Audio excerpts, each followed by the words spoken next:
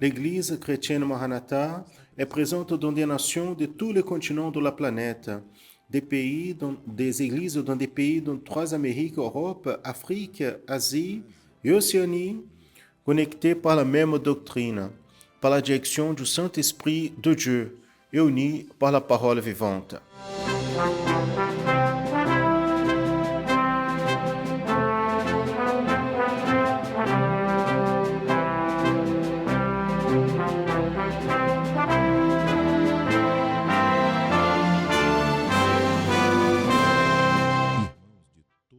Des frères et sœurs de toutes les parties du monde participent d'un même culte, ensemble, dans un même corps et dans un même esprit. À travers le système de transmission, les membres de l'Église chrétienne Maranatha de toute la planète vivent un moment d'unité et de communion, comme l'ont vécu les Hébreux à leur sortie d'Égypte et les disciples avec le Seigneur Jésus à la veille de sa mort à la croix du Calvaire. Des personnes de toutes les parties du monde sont touchées par l'évangile éternel et par le message du retour imminent du Seigneur Jésus.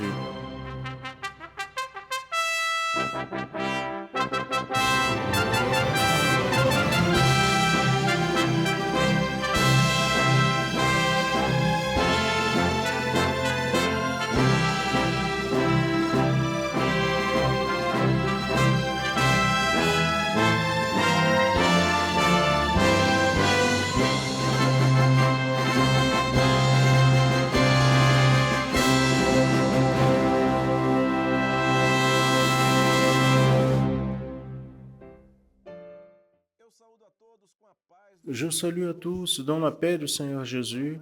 Nous sommes l'Église chrétienne Maranatha et nous commençons maintenant une édition de plus de la programmation en annonçant l'Évangile éternel. Soyez bienvenus à cette programmation qui est préparée avec tout le soin, spécialement pour vous et votre famille.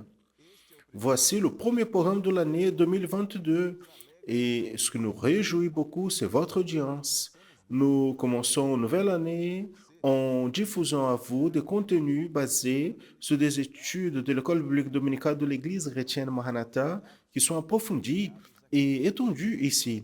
Nous continuons avec l'engagement de vous apporter à vous et à votre famille une programmation qui comprend des orientations bibliques, des informations, des contenus pour les enfants et adolescents, du matériel pour appuyer aux parents afin qu'ils prennent soin de leurs enfants, les enfants avec des besoins, des louanges beaucoup plus.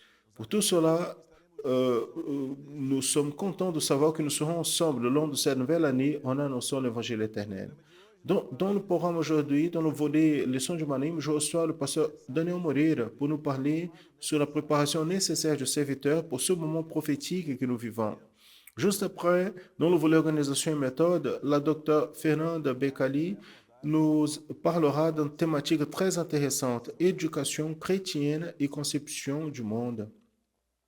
Dans le volet prophète louange, la sœur Janine Zoumak va commencer le début de la louange quand Israël a quitté l'Égypte pour flûte douce.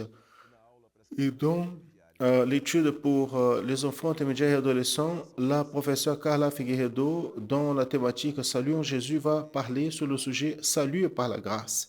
Assistez maintenant le volet Leçon du Manaïm.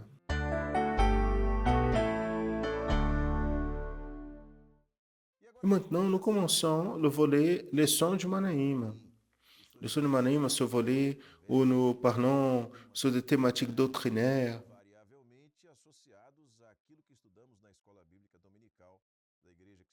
Donc, toujours associé à ce que nous étudions dans l'école biblique dominicale de l'Église chrétienne Maranatha tous les dimanches. Et dans ce volet, dans cette édition de Leçon du Manaïm, je reçois ici le pasteur Daniel Moreira qui est avec nous. Le pasteur Serge Souza n'a pas pu venir, mais Daniel est avec moi.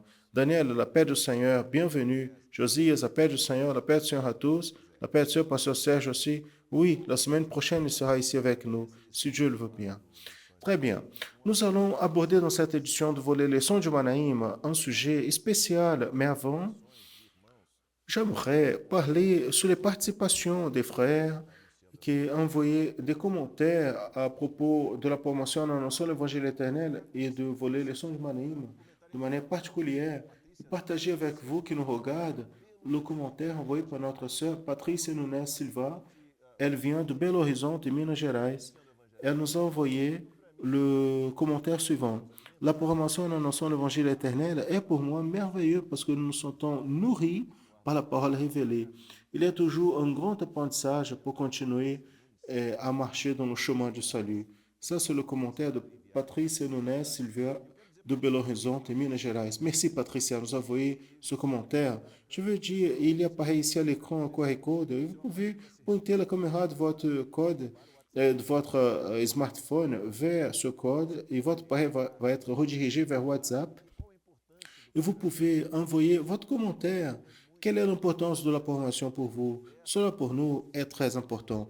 Nous recevons des divers commentaires toutes les semaines. Naturellement, nous choisissons un ici pour passer ici, afin que vous puissiez voir et afin que vous puissiez partager ici dans la formation en notion de l'évangile éternel dans le volet leçon du Manaïm. Daniel, nous allons parler un peu aujourd'hui sur le salut, n'est-ce pas? Salut, qui, que, qui n'est pas un terme abstrait, bibliquement parlant. Ce n'est pas quelque chose de subjectif parce que la Bible établit tous les paramètres de l'expérience du salut. C'est une doctrine pour nous, une doctrine importante. En fin de compte, notre vie au pied du Seigneur a comme objectif de vivre le salut, c'est-à-dire vivre l'éternité à travers le salut. Est-ce que vous voulez commenter un peu sur ça?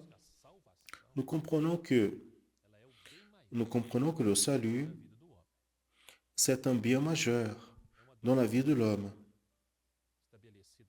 C'est une doctrine établie dans la parole de Dieu, prophétisée depuis l'Ancien Testament, est venue à travers le Nouveau Testament, à travers les évangiles, des lettres. Cette doctrine extrêmement nécessaire dans le rapport de l'homme avec Dieu, afin de vaincre cette marche ici dans cette vie, n'est-ce pas? Le salut, elle prépare l'homme, c'est l'expérience qui prépare l'homme pour la vie éternelle, n'est-ce pas? Donc nous avons un message qui est le Seigneur Jésus vient, n'est-ce pas? Donc le salut, cette expérience qui marque l'homme dans son rapport avec Dieu. Je trouve intéressant l'abordage de la thématique salut,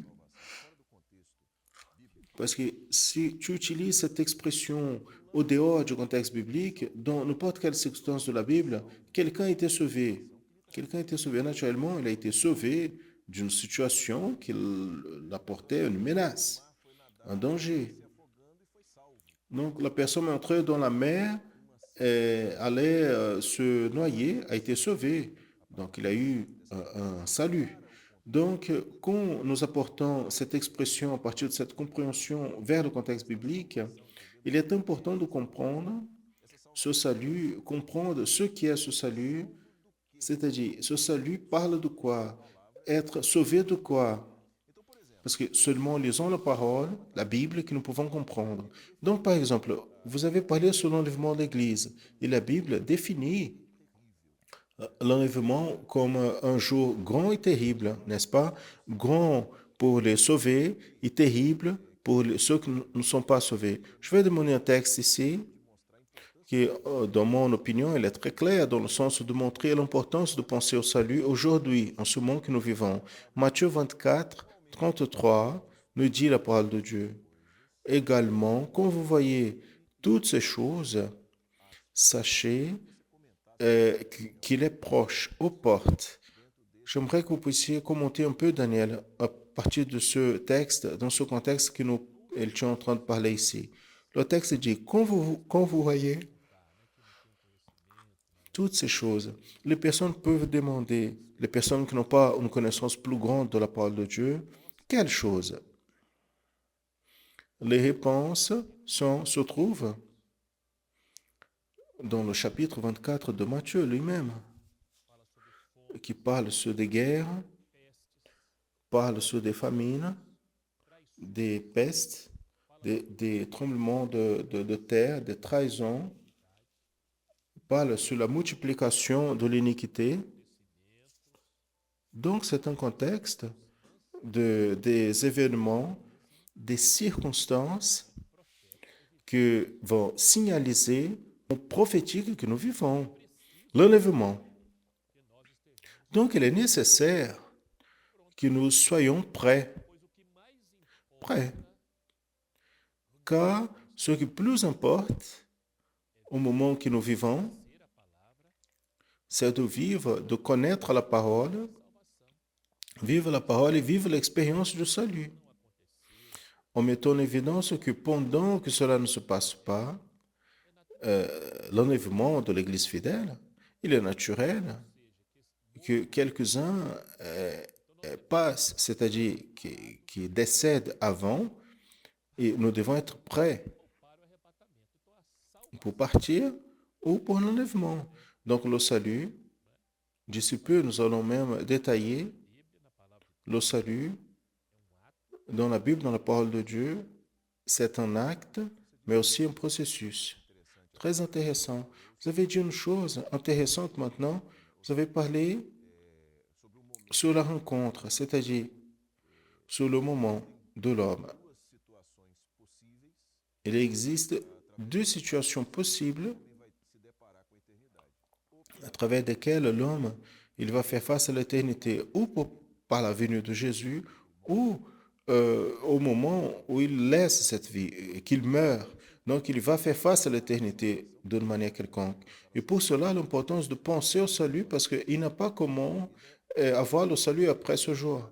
Le salut doit être vécu, expérimenté en vie, ici sur la terre. Il va se réfléchir naturellement dans ce jour.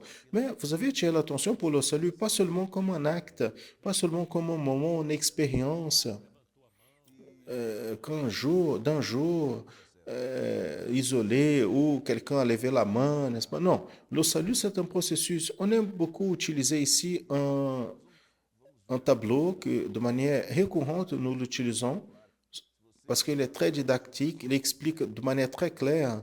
Vous qui nous assistez, si, donc, si vous voulez comprendre ce volet de partie à partie, toute la graphique, vous allez comprendre le contexte du salut de manière très claire. J'aimerais que vous puissiez parler un peu sur ce volet, Daniel. Ce volet a comme texte de base 1 Pierre chapitre 1, verset 2, qui dit élu selon la préscience de Dieu le Père en sanctification de l'Esprit pour l'obéissance et aspersion du sang de Jésus-Christ. Grâce et paix vous soient multipliées. Et aussi le texte en Éphésiens, chapitre 2, verset 8, qui dit par la grâce vous êtes sauvés, par le moyen de la foi. Cela ne vient pas de vous, est un don de Dieu.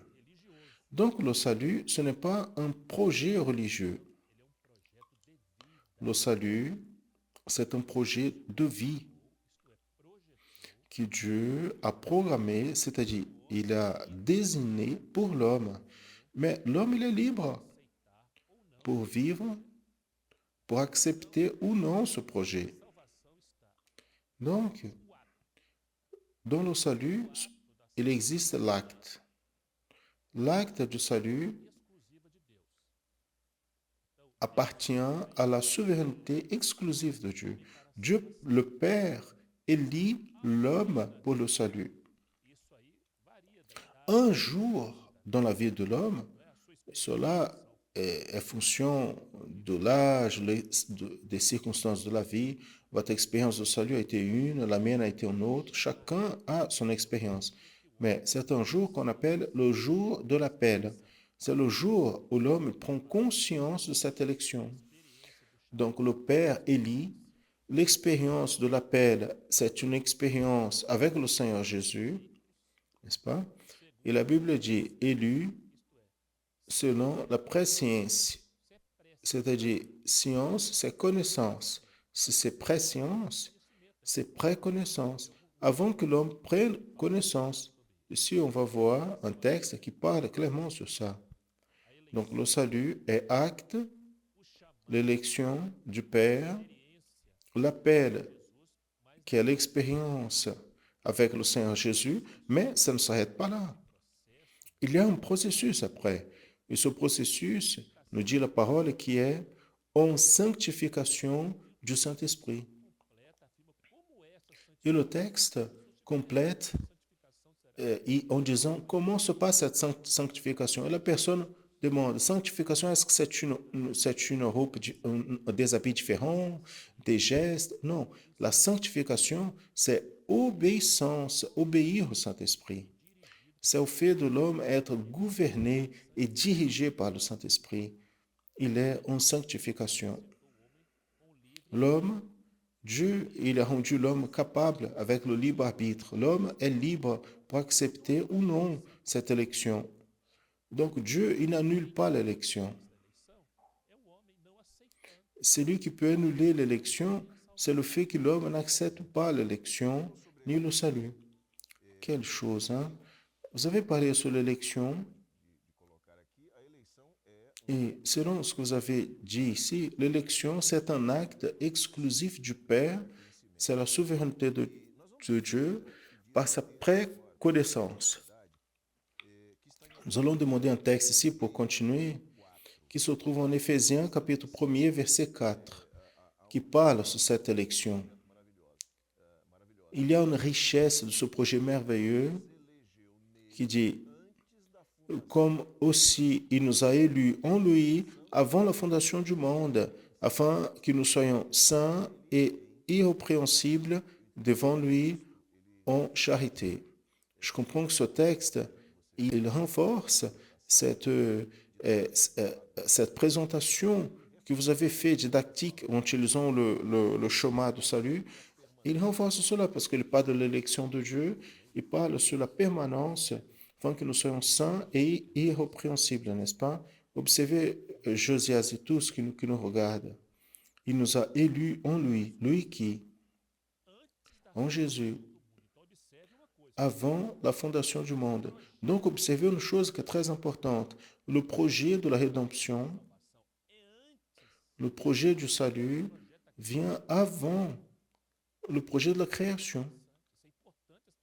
Cela est très intéressant, c'est important pour les gens de savoir cela. Il nous a élus en lui avant la fondation du monde, afin que nous soyons saints et irrépréhensibles devant lui en charité ou en amour. Donc, cette sainteté est la preuve de la sainteté, le signe qui leur met en sanctification, est quand il se soumet à la parole de Dieu et quand il se soumet au gouvernement du Saint-Esprit dans sa vie. Gloire à Jésus. Je pense qu'il est intéressant d'éclairer ici aussi cette expression. Peut-être les personnes ne comprennent pas. Sanctification, être saint. L'expression saint signifie séparer. C'est-à-dire, c'est quand l'homme, il se sépare du monde, se sépare de vie, d'une philosophie de vie, d'une manière de vie différente de ce que le projet de Dieu. Quand il se sépare de cela, il passe à vivre séparé, sanctifié par le Saint-Esprit. Exactement. Il est bien de souligner, Josias, que l'élection, donc en associant le texte de 1 Pierre avec Éphésiens, l'élection de Dieu a été afin que l'homme soit saint et irrépréhensible. L'élection, elle a cet objectif, n'est-ce pas?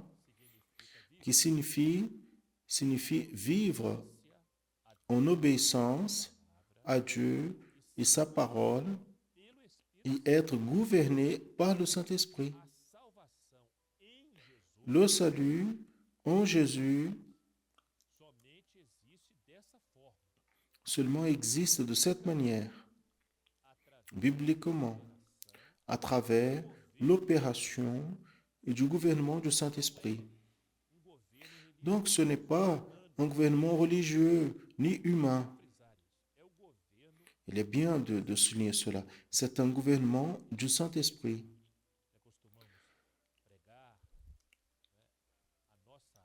Et toujours, nous avons l'habitude de prêcher à notre âme, votre âme, mon bien-aimé, ne peut pas être donnée à n'importe qui. Votre âme a un propriétaire, et son propriétaire, c'est le Seigneur Jésus.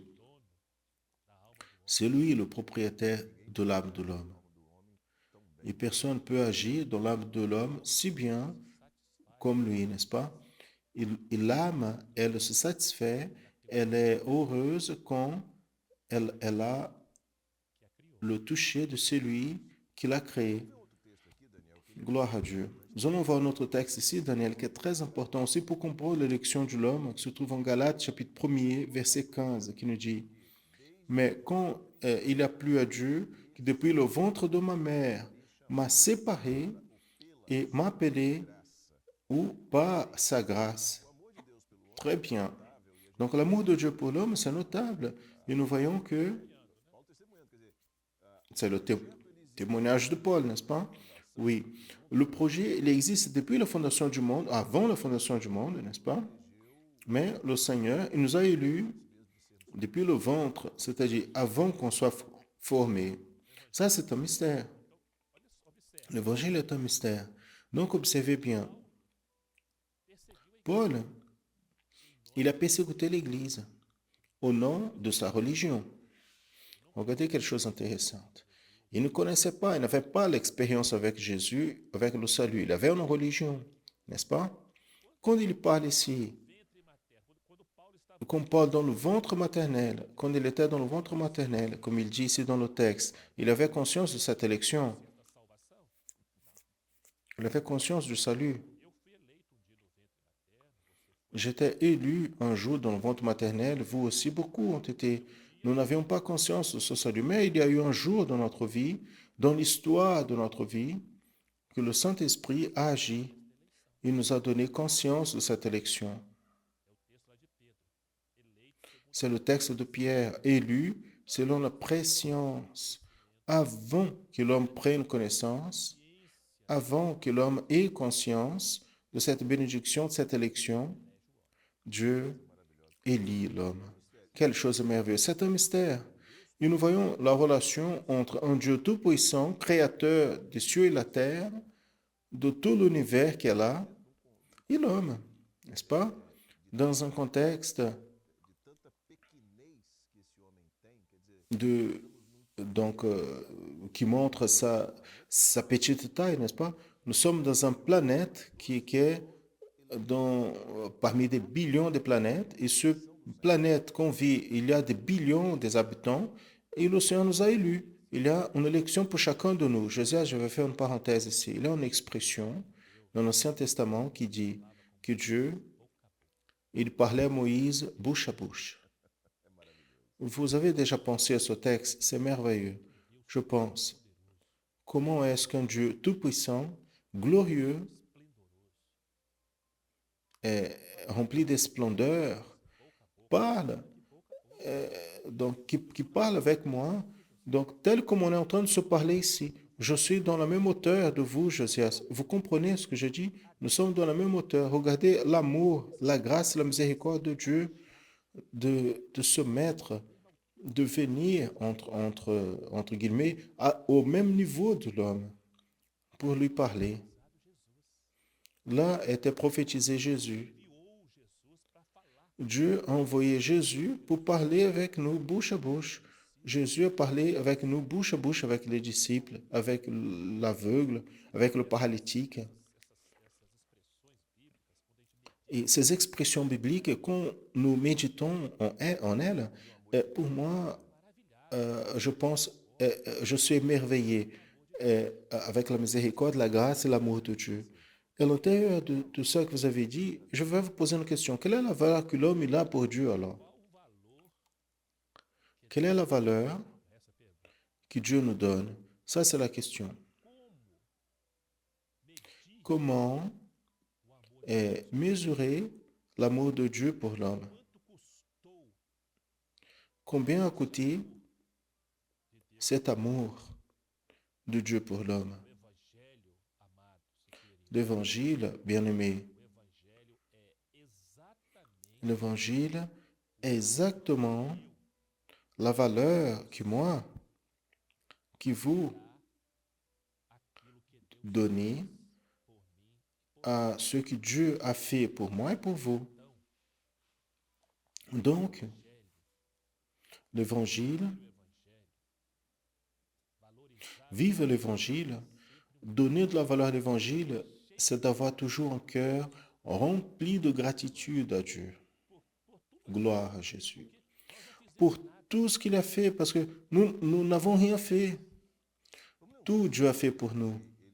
Nous allons lire un texte ici, Daniel, où il exprime la valeur que l'apôtre Paul a donnée à la bénédiction qu'il a reçue, c'est-à-dire la reconnaissance de cette valeur immense que le Seigneur a donnée à l'homme. Ce texte se trouve en Actes chapitre 20, verset 24, qui nous dit, « Mais en rien, j'ai ma vie par précieuse. »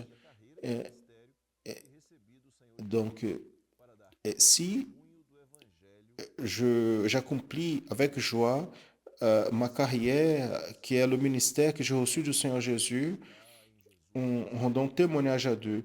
Donc, vous avez dit que cette grande valeur est en Jésus, est dans l'Évangile. Paul, certainement, il met ça ici.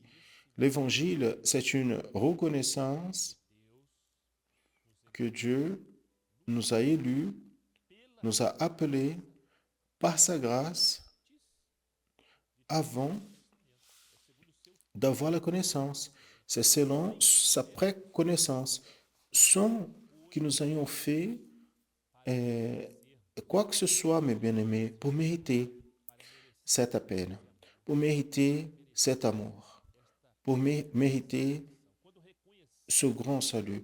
Quand nous reconnaissons la valeur incomparable et impayable de l'appel pour le salut, notre vie est marquée par la gratitude continue à Dieu et pour servir avec tout le cœur.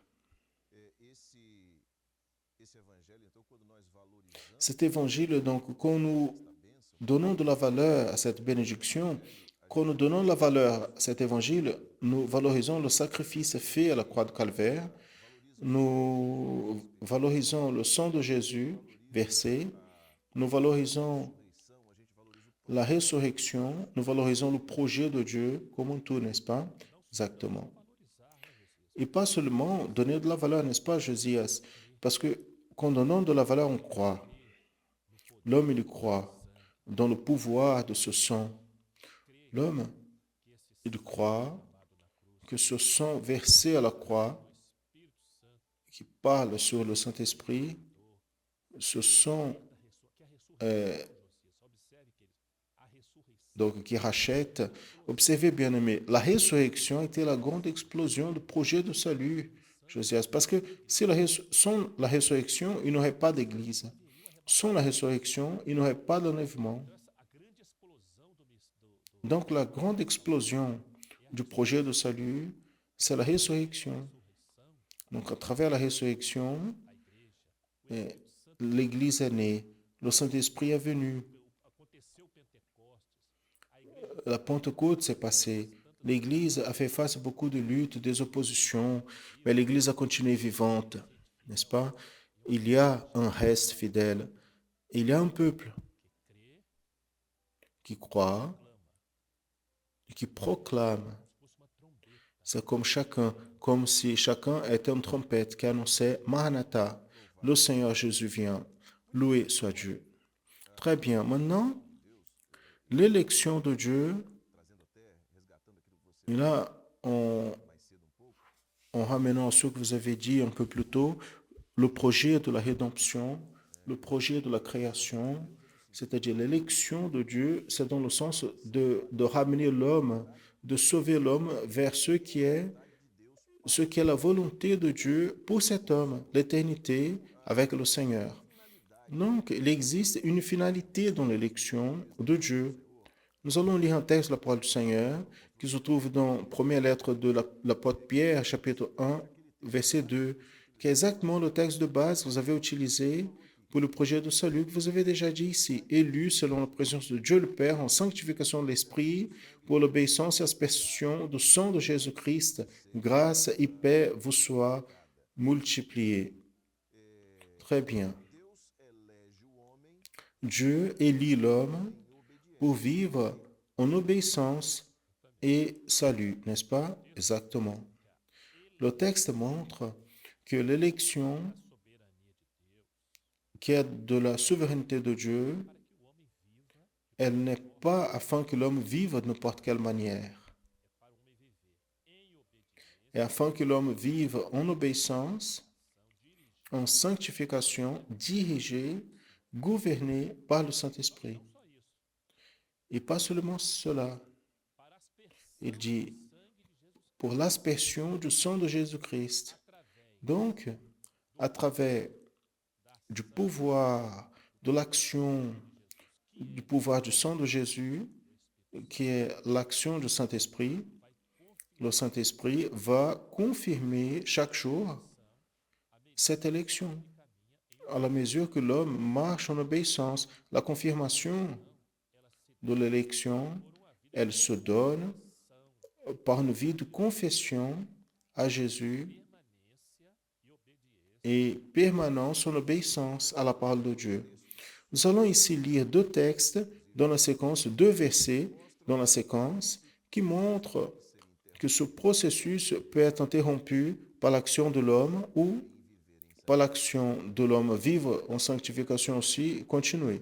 1 Jean, chapitre 2, verset 23, et après on lit le verset 24 qui dit « Quelconque qui nie le Fils, donc l'homme peut renier le Fils, aussi n'a pas le Père.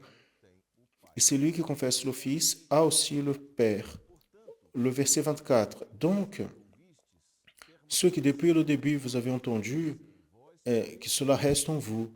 Si en vous reste ce que depuis le début vous avez entendu, aussi vous allez rester dans le Fils ou dans le Père. C'est-à-dire, le salut, c'est un processus que l'homme a besoin de rester et vivre dans ce processus.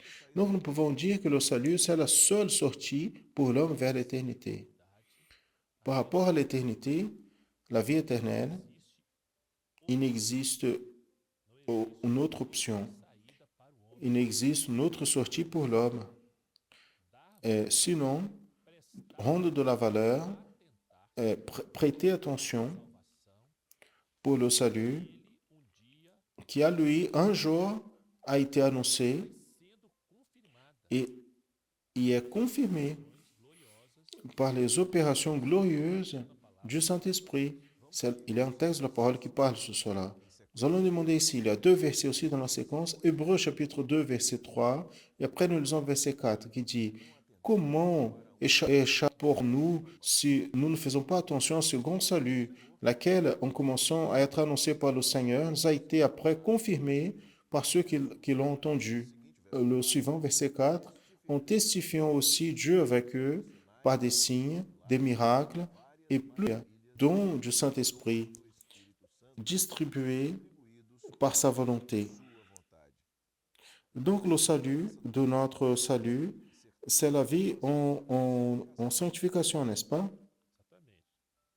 Observez, Josias, que ce salut, que ce projet de vie appelé salut, il n'est pas un projet, comme on peut dire, sans de manifestation de la part de Dieu. Parce que le texte parle ici que Dieu testifie avec eux, eux qui, avec le sauvé, avec des signes, des miracles, plusieurs merveilles et dons du Saint-Esprit. Si votre salut, votre expérience de salut, il y a une question ici. Si la mienne, vous aussi, Josias, expérience de salut, n'a pas de signes, n'a pas de miracles, n'a pas de merveilles et dons du Saint-Esprit, il est nécessaire de revoir. Quelque chose se passe mal, parce que bibliquement, voici la lettre aux Hébreux qui dit que ce salut, que dans ce projet de salut, il y a des signes, il y a des miracles, il y a plusieurs merveilles et dons du Saint-Esprit. Donc la sanctification, cette expérience, cette vie de sanctification, c'est le gouvernement, c'est l'action du Saint-Esprit, la domination du Saint-Esprit, l'opération du Saint-Esprit, donc prouve chaque jour la garantie de salut. Gloire à Dieu. Daniel, nous arrivons à la fin. Déjà, oui, le temps est court. Nous marchons vers la fin de ce volet leçon du Manaïm. Et j'aimerais vous demander encore une fois, afin que vous puissiez donner un mot de la fin pour les personnes qui nous regardent, en faisant un résumé, en application de ce que nous avons parlé ici dans la vie de celui qui nous regarde. Dieu nous a élus à quelle finalité? Afin qu'on puisse avoir une expérience de salut. Et être, et ne pas être seulement dans une expérience d'un fait historique important de notre vie. Non, au contraire, nous avons été élus pour connaître le chemin qui est Jésus. Mais ce n'est pas suffisant simplement de connaître le chemin.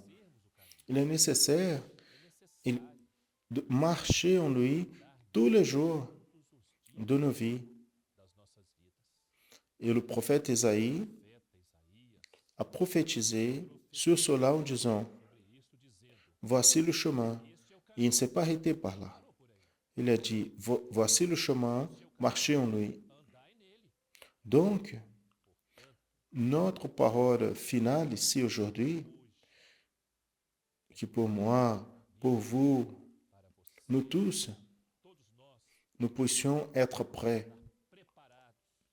pour le retour du Seigneur Jésus et être affermis dans cette marche qui est Jésus, le seul qui peut nous donner le salut et nous amener à la vie éternelle. Gloire à Dieu.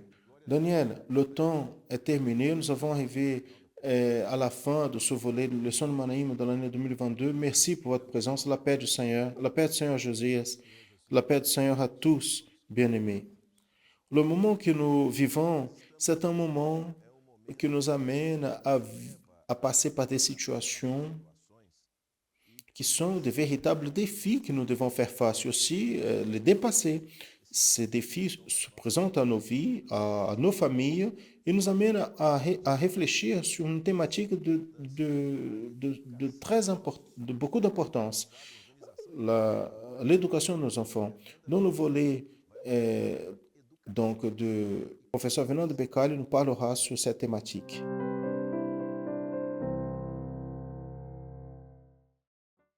Nous saluons à tous qui nous regardent dans la paix du Seigneur Jésus.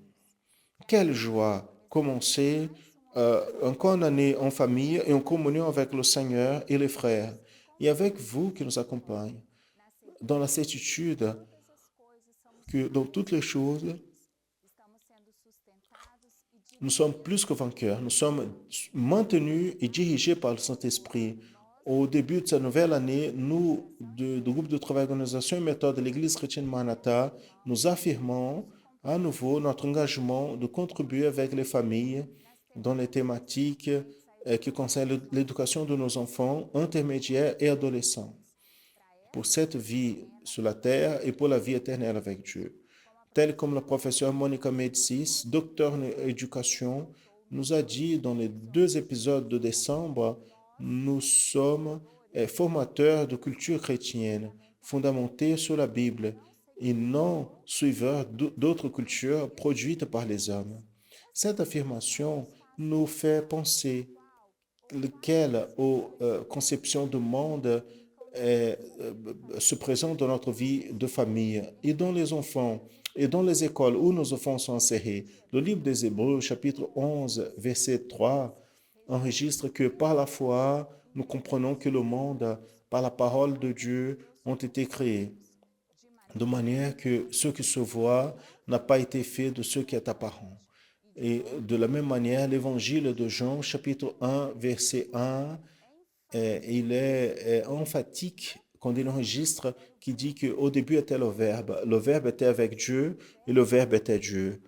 Donc, dans ces 2 textes, le Seigneur nous montre qu'au début était le Verbe, c'est-à-dire c'était par la parole qu'il a tout constitué, qu'il a tout créé si beau pour après nous créer. Et avec quelles paroles nous avons créé nos enfants? Nos mots, ils ont des origines à l'éternité, sont des paroles qui les qualifient, qui les encouragent, les édifient, les motivent, ou des mots que les rendent inférieurs, les méprisent et les détruisent. Comme père et responsable pour la formation des enfants et adolescents, nous avons déjà pensé que tout ce concerne, leur concerne, à commencer par leur nom, arrive du monde externe à votre conscience. Non, initialement par la parole des pères, avec son intonation, avec la tonalité émotionnelle et leur valeur. Cela signifie que l'enfant, elle prend conscience de soi et du monde par le moyen des autres, parce que c'est d'eux que nous recevons les premiers mots et expériences. Nous arrivons donc à comprendre le pouvoir de la parole. Par la parole, Dieu a créé les cieux et la terre, l'univers, tout il a fait. Et de manière semblable, nos paroles exercent un rôle fondamental dans la formation de la conscience des enfants et adolescents. Dans l'évangile de Matthieu, chapitre 12, verset 34, le Seigneur nous avertit que notre bouche parle ce qu'il y a en abondance dans notre cœur. Et qu'est-ce qu'il y a dans notre cœur que nous avons proféré pour la vie de nos enfants? Nos mots sont bénis. Dans le livre de Psaume 19, 14, le Seigneur il nous enseigne que vous soyez agréables, que les paroles de ma bouche soient agréables et la méditation de mon cœur devant ta face, Seigneur, mon rocher et mon libérateur. De nos enfants, nos paroles doivent être agréables à Dieu, comme il est écrit en Colossiens chapitre 4, verset 6. Votre parole soit toujours agréable, tempérée avec sel, afin que vous sachiez comment on convient à répondre à chacun.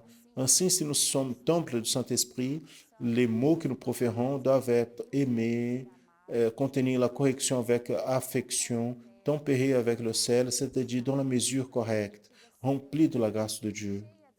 Parce que à partir des paroles que les enfants entendent, euh, et elles se constituent comme des citoyens, comme êtres sociaux. Et quel type de citoyens nous voulons former? Nous voulons que nos enfants soient, euh, donc, que nous puissions être attentifs aux qualités et aux efforts de nos enfants, afin que nous puissions faire des éloges par leur fait, pour leur fait. L'éloge, l'amour fait afin qu'ils aient le courage et la confiance en eux-mêmes. Ils se sentent motivés à s'efforcer davantage pour faire ce qui est correct. Car, comme il est écrit en Proverbe 16, 24, euh, des miels, c'est les mots, et doux pour les os. Nos mots doivent nourrir les âmes de nos enfants et au même instant donner la structure pour être de bons citoyens dans cette vie de la terre. Que le Seigneur nous bénisse grandement dans cette nouvelle année de l'éducation de nos enfants. La paix du Seigneur Jésus. Et nous allons donc, nous passons à la première étude de l'apprentissage des instruments de musique de l'année 2022. Aujourd'hui, la sœur Janaïne va commencer à enseigner quand Israël a quitté l'Égypte. Cette fois-ci, pour la flûte douce. Donc, vous avez déjà pris votre instrument.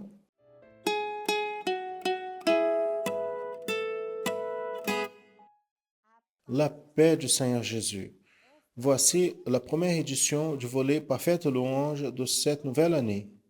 Nous sommes très heureux et nous profitons pour souhaiter à tous une année bénie et que le Seigneur soit glorifié pour nous avoir donné la vie jusqu'aujourd'hui. En nous rendant forts, en ne nous laissant pas regarder vers les choses de ce monde, mais en nous faisant regarder vers le haut. Nous Donc, nous amenons à veiller, à prier et garder avec joie et crainte le grand jour du retour du Seigneur Jésus. Alléluia. Mais jusqu'à ce que ce merveilleux jour n'arrive pas, nous allons travailler, nous allons servir, dire au Sauveur Jésus, nous voici.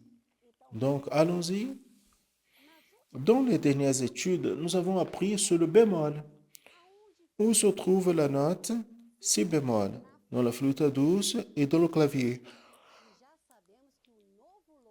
Nous savons déjà que la nouvelle louange, c'est quand Israël a quitté l'Égypte, qui se trouve dans la tonalité de Fa majeur, qui contient le si bémol dans l'armature de clé. Je me rappelle que je vous ai demandé de séparer la flûte douce. Donc, allons-y, tout droit connaître la partition simplifiée. Regardez, voici le si bémol dans la troisième ligne, la tonalité de Fa majeur. Voici toute la mélodie et pour faciliter, je vous ai mis le nom des notes et aussi les tons correspondants en bas. Observez le rythme binaire, deux tons pour chaque compas. Mais attention, dans ce premier compas, nous avons un seul ton. Donc, on va commencer dans le ton 2. Maintenant, nous allons lire les notes en faisant le solfège afin que vous puissiez voir comment est la mélodie. La, sol, la, si, sol, la, fa. Fa, sol, la, fa. Sol, mi, fa, mi.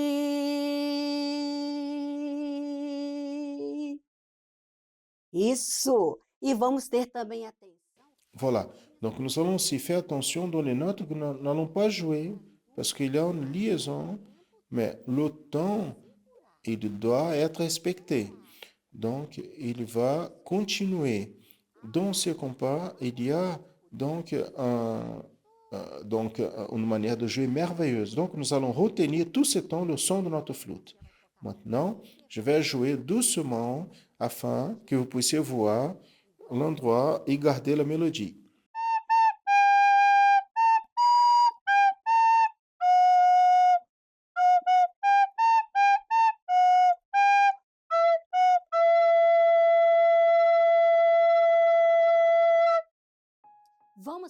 Nous allons combiner, d'étudier un petit peu tous les jours jusqu'à notre prochaine étude. Et ceux qui jouent de la mélodica peuvent déjà regarder la partition, la flûte douce, pour apprendre le nom des notes de cette introduction. Donc, je vous salue, la paix du Seigneur Jésus.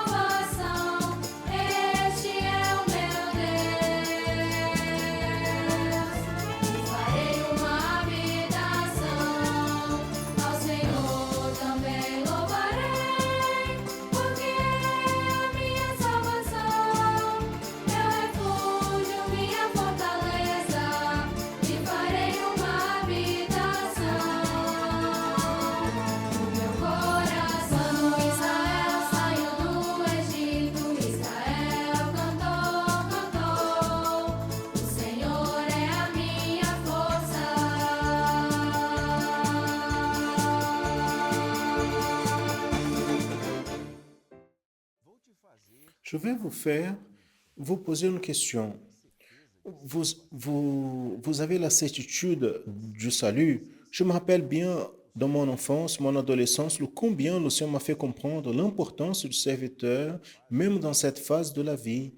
Connaître Jésus et avoir son expérience personnelle de salut. Dans l'étude pour les enfants intermédiaires et adolescents, la professeure Carla Figueiredo, dans la thématique Le salut en Jésus, va aborder le sujet Le salut est par la grâce.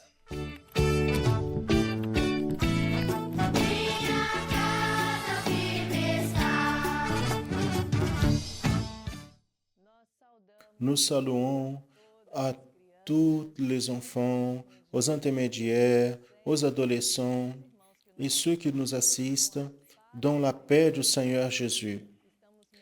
Nous sommes très heureux parce que ça, c'est la première école biblique de 2022. Certainement, le long de toute cette année, nous allons étudier la parole du Seigneur parce que ça, c'est la véritablement lampe pour nos pieds et lumière pour notre chemin. Gloire à Dieu pour cela.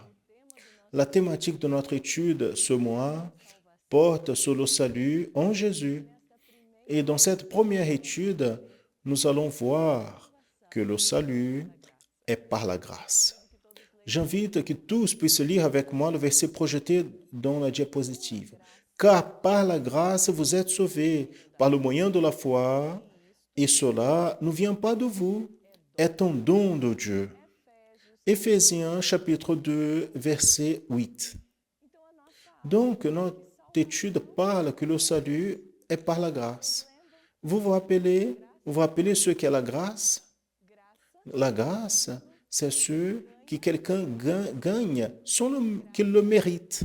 Grâce est un don, est un cadeau de Dieu.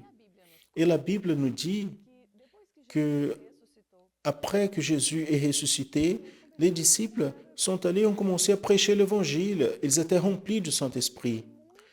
Et beaucoup de personnes se sont converties. Et l'Église a grandi chaque jour davantage. Mais avec cela, l'Église aussi, elle a été durement persécutée. Et une des personnes qui a persécuté l'Église a été Saul. Lui, il a été un homme utilisé pour la persécution des chrétiens. Mais un jour, dans le chemin de Damas, Saul a eu une expérience avec Jésus. La parole nous raconte que la lumière a resplendi sur la vie de Saul. Et en ce moment, Saul est tombé par terre et a reconnu que Jésus est le Sauveur. Voici le moment de transformation de la vie de cet homme. Et le Seigneur appelle Ananias, le serviteur du Seigneur qui aussi était à Damas, pour prier pour Saul. Là, Ananias, il prie pour lui, sa vision est restituée, lui, il reçoit une bénédiction, il est rempli du Saint-Esprit, et à ce moment, il commence à sortir et à prêcher la parole du Seigneur. Quelle merveille! De Saul, c'est lui qui persécutait l'Église. Maintenant, il est connu comme Paul, un serviteur de Jésus qui prêche l'Évangile et a utilisé avec pouvoir dans les mains de Dieu. Et ainsi, il a prêché la parole et beaucoup étaient étonnés par cette transformation. Comment cela peut-il se faire? Un homme qui persécutait durement l'Église, maintenant il parle de Jésus, il ne mérite pas. Beaucoup pensaient sur cela. Il ne mérite pas. Mais Dieu aime à nous tous. Et lui, il nous a élus pour ce si grand salut. Alléluia. Et ainsi, nous avons été aimés par Dieu avant même de notre naissance. Vous saviez ça? Regardez qu'est-ce qu'il dit en Galates 1,15. Mais quand il a plu à Dieu qui depuis le ventre de ma mère m'a séparé et m'a appelé par sa grâce. Donc, nous ne méritions pas ce second salut, mais il a plu à Dieu nous bénir. et que nous puissions comprendre et donner de la valeur à cette grande bénédiction que nous avons reçue, que cette année 2022 soit une année de beaucoup d'expériences, que nous puissions prêcher la parole du Seigneur, que nous puissions dédier notre vie au Seigneur chaque jour davantage en étant en vase de bénédiction dans ses mains, afin que le nom du Seigneur soit glorifié dans nos vies. Que cette parole soit une bénédiction pour notre cœur. À tous, la paix du Seigneur Jésus.